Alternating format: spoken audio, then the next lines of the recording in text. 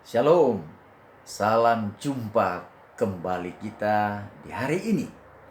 Kita akan mempelajari seri pelajaran sepanjang triwulan ini dengan judul Cara Menafsirkan Alkitab.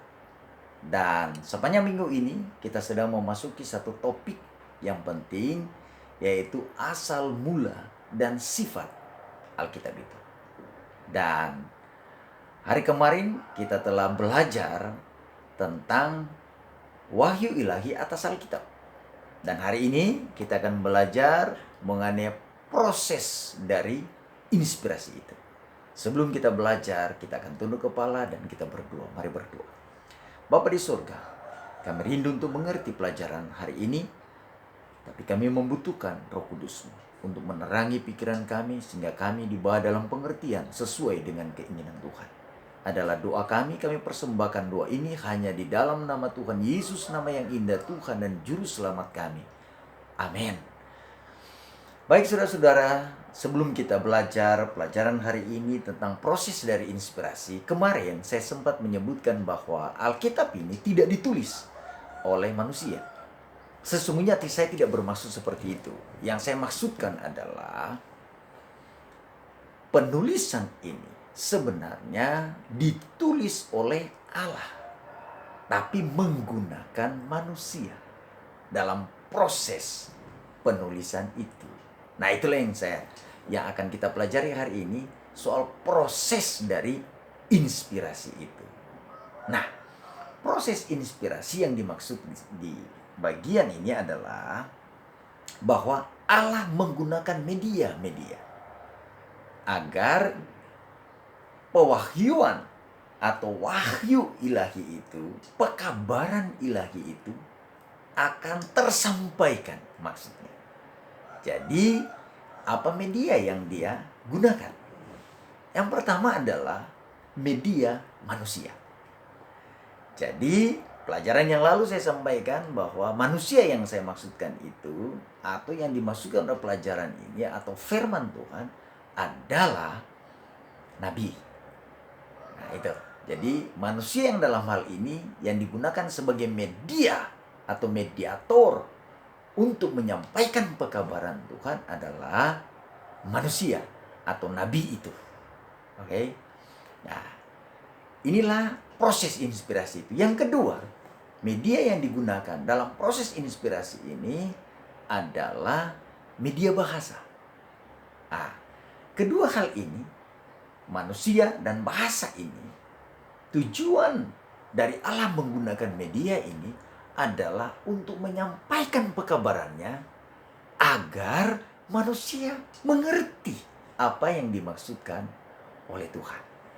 Nah, dari hal ini, ketika kita menyadari bahwa proses inspirasi ini melibatkan manusia, ya, media manusia dan bahasa agar kita mengerti, maka yang perlu kita ingat ketika Tuhan menggunakan manusia dan penulisan mereka dalam bahasa mereka, ya, walaupun sesungguhnya itu tulisan itu adalah tulisan Allah sendiri, tapi menggunakan media bahasa dan manusia, maka yang perlu diingat, kenapa saya katakan yang perlu diingat? Oleh karena ketika kita berpikir bahwa ini ditulis oleh manusia dan menggunakan bahasa manusia, ini bukan lagi wahyu ilahi.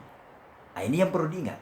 Sehingga saya mau amarkan hari ini, proses inspirasi itu Allah gunakan manusia, Allah gunakan media bahasa untuk menyampaikan maksudnya agar dimengerti. Tapi kita perlu ingat, ya, walaupun Allah menggunakan manusia yang terbatas, walaupun Allah menggunakan bahasa yang terbatas, tapi kita perlu tahu bahwa Alkitab ini tetap merupakan wahyu ilahi yang diinspirasikan. Nah, di mana kita perlu tahu itu? Atau firman Tuhan mana yang menyebutkan bahwa ini adalah inspirasi dan wahyu dari Alkitab, walaupun menggunakan manusia dan bahasa manusia yang kelihatan terbatas. Nah, ini ayatnya. 2 Petrus pasal 1 ayat 21 memulai pelajaran yang lalu, pelajaran kemarin.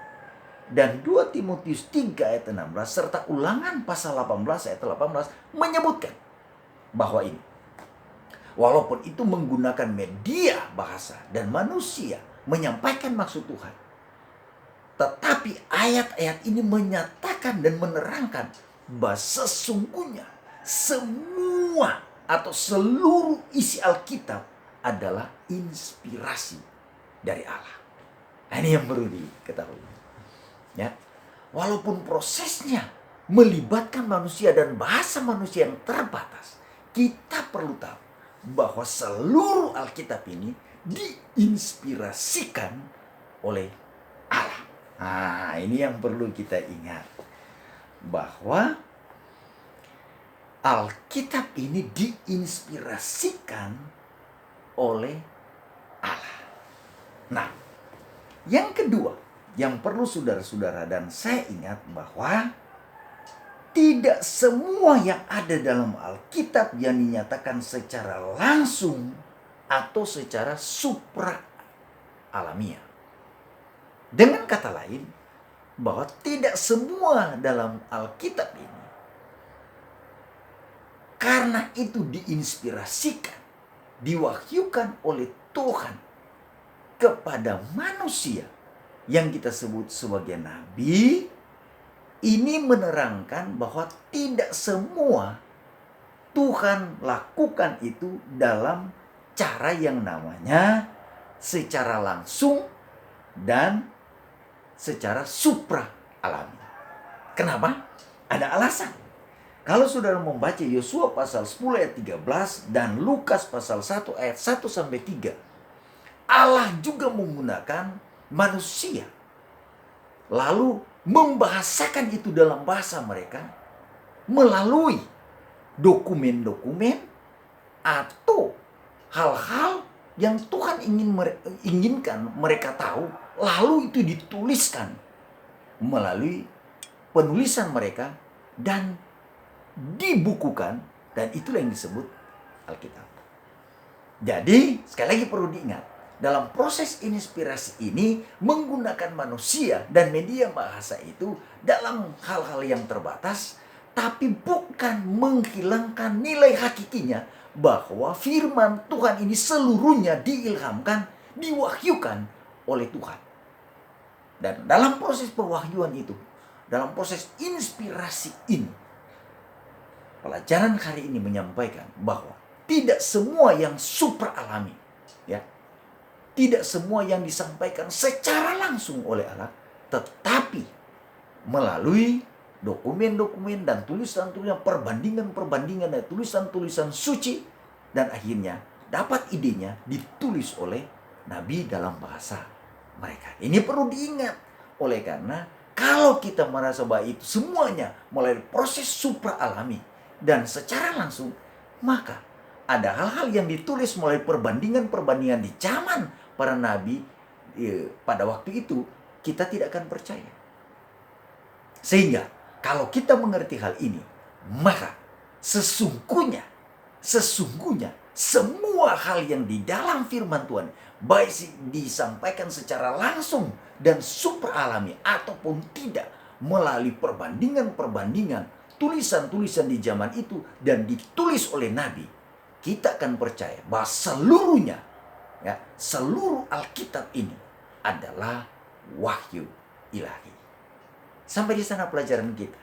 Tuhan memberkati saudara sekalian, adalah doa saya. Mari kita berdoa.